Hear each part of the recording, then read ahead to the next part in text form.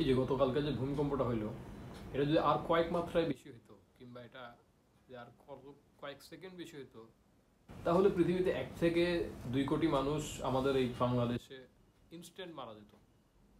যতগুলা বিল্ডিং আছে সব ধুলার সাথে মিশে যেত। ঢাকা শহর এবং চিটাগং শহর, বড় বড় সব শহর একেবারেই ধ্বংস হয়ে যেত। কিন্তু আল্লাহ চান না আমাদেরকে ধ্বংস করে দিতে। আল্লাহ শুধু আমাদেরকে একটু সতর্ক করতে চান। এই সতর্ক করার জন্য আল্লাহ তাআলা আমাদেরকে ভূমিকম্পটা দিয়েছেন, যে তোমরা সতর্ক হয়ে যাও। তো দেখেন, এই ভূমিকম্পের সময় আপনি আমরা আমাদের জীবন নিয়ে দৌড় দিছি। আমরা চিন্তা করি নাই যে আমি আলমারি থেকে আমার নোটের বান্ডিলগুলো বের করে দৌড় মারি। আমি চিন্তা করি নাই আমার আলমারি থেকে আমি আমার সোনা রূপাগুলা নিয়ে দৌড় মারি। আমি চিন্তা করছি আমি যেভাবে হোক আমার নিজের জীবনটা বাঁচাই। আমার এই সম্পদ, আমার এই মা, আমার সন্তান, আমার বউ বাচ্চা, কোনো কিছুই আমার কোনো কাজে আসবে না।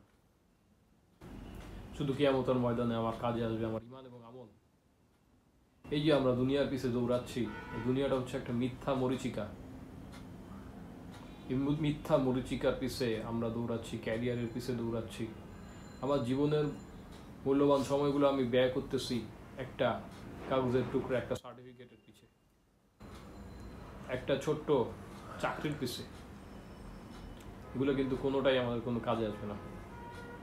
গতকালের ভূমিকম্প আমাদেরকে এটাই শিক্ষা দিয়ে গেছে, যে আমরা এই মিথ্যা দুনিয়ার পিছে দৌড়াচ্ছি। এই দুনিয়ার জীবনটা হচ্ছে ধোঁকা। গতকাল ভূমিকম্প শেষ হওয়া মাত্রই আমরা কিন্তু আবারও আমাদের সেই ভুলে গেছি যে আখিরাতের কথা, আমরা আবারও দুনিয়ার পিছনে দৌড়ানো শুরু করে দিছি। গতকাল ভূমিকম্প হয়েছে, কিন্তু আজকে ফজরের নামাজে কোনো মুসল্লি নেই। আজকে মসজিদগুলো এখনো খালি।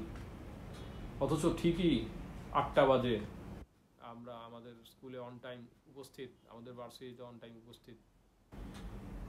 কেন আমরা এই জিপিএ লাগবে, আমাদের একটু নাম্বার লাগবে, আমাদের একটু বেতন লাগবে, প্রমোশন লাগবে। 24 ঘন্টার মধ্যে আমরা 12 ঘন্টা 14 ঘন্টা আমরা পয়সা কামানোর পিছু দিচ্ছি। আমরা সার্টিফিকেট, একটা ছোট্ট একটা কাগজ হাসিল করার পিছু দিচ্ছি। কিন্তু ভুলে যাচ্ছি আমাদের আখিরাতের কথা। এবার ভুলে যাচ্ছি যে আখিরাতের সফলতাই আসল সফলতা। তো আসুন আমরা এখন থেকে চিন্তা করি যে আমার আজকের যে এই ওয়াক্তের নামাজটা, এই নামাজটা হচ্ছে আমার শেষ নামাজ। এই নামাজটা আমি প্রপারলি আদায় করতেছি কিনা, বা ফজরের নামাজটা আমি ঠিকমতো আদায় করতেছি কিনা। আমি রাতে দেরি করে ঘুমাচ্ছি এবং ফজর কাজা করতেছি, তাহলে আমার জন্য তো অবশ্যই লা শাক আমার জন্য রাতে তাড়াতাড়ি ঘুমানোটা ফরজ। ফরজটাকে আমি আদায় করতেছি? আমি কেন রাতে জেগে আছি?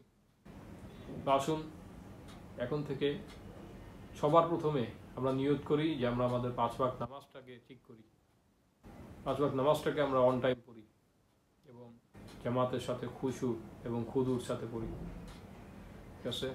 আখির দাওয়ানা আলহামদুলিল্লাহি রাব্বিল আলামিন।